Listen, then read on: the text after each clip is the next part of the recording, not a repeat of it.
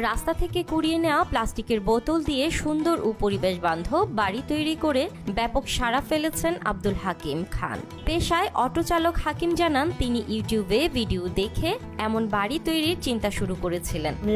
আমাদের মনে করছি পাগলা ভুলে লোক ইস্কারি করি, এখন বোতল দিয়ে ঘরটা তৈরি করলে খুব ভালো দেখা যায়। এরকম ঘর করার আমারও ইচ্ছা আছে। প্লাস্টিকের বোতলে বালু ভর্তি করে সিমেন্ট দিয়ে তৈরি হাকিমের পরিবেশ বান্ধব এই বাড়িটি এলাকায় যেমন প্রশংসা পাচ্ছে, তেমনি কৌতূহলেরও জন্ম দিচ্ছে।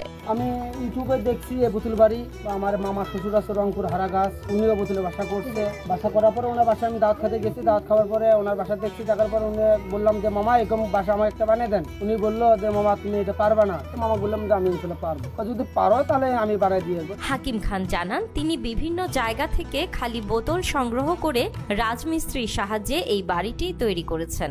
অনেক পরিশ্রম করে অনেক জায়গায় ভাঙড়ি দোকান থেকে বিভিন্ন এলাকা থেকে বোতল সংগ্রহ করছি, সংগ্রহ করার পরে মিস্ত্রি ডাকছি, ডাকার পরে রমজান আসে, কাজ করে গেছে, দায়িত্ব ইনশাল্লাহ আর কাজ শেষ পর্যায়ে মানে শেষে। 3 কক্ষের বোতল বাড়িটি বানাতে কয়েক হাজার বোতল ব্যবহৃত হয়েছে। এই বোতল বাড়িটির বিশেষত্ব হলো এই বাড়িটিতে শীতকালে গরম আর গ্রীষ্মের সময় কিছুটা ঠান্ডা লাগবে। যেমন শীতকালে আর কি একটু একটু গরম লাগবে বোতলের বাড়ি, আর গরমকালে একটু একটু ঠান্ডা লাগবে। আর যেমন আমার এই পুরে 45 ফিট মানে রুম 3টে, 45 ফিটে আমার বোতল গেছে 18,865 রে। শুরুতে গ্রামবাসী তাকে পাগল বললেও এখন পরিবেশ বান্ধব বোতল বাড়ির জন্য প্রশংসায় ভাসছেন সবাই। ওই বোতল সংগ্রহ করতেছি অন্য থানে থানে দোকান পাঠে, মানে পাগলগুলোর মতো, মানে আমরা করছিলাম এই পাগল হচ্ছে। এখন দেখা যায় সবাই আসে দেখে, এখন ভালো দেখা যায়। হাকিমের বোতল সংগ্রহ স্থানীয়দের কাছে নিছক ছেলে মানুষই ছিল, তবে এখন এই বোতল বাড়ি দেখে সবাই বেশ উচ্ছ্বসিত।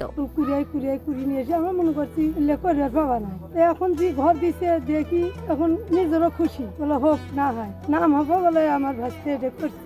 দূর দূরান্ত থেকে প্রতিদিন অনেকেই ভিড় করছেন গাছগাছালি সবুজে ঘেরা বোতল বাড়িটি দেখতে। খুব মানে ভালো লাগতেছে এই বাসাটা দেখে, যে এরকম কিছু প্লাস্টিকের বোতল দিয়েও বাড়ি বানানো যায়। বাড়িটি দেখতে সুন্দর হওয়ায় উৎসুচক অনেকেই এমন বাড়ি বানানোর ইচ্ছা পোষণ করেছেন।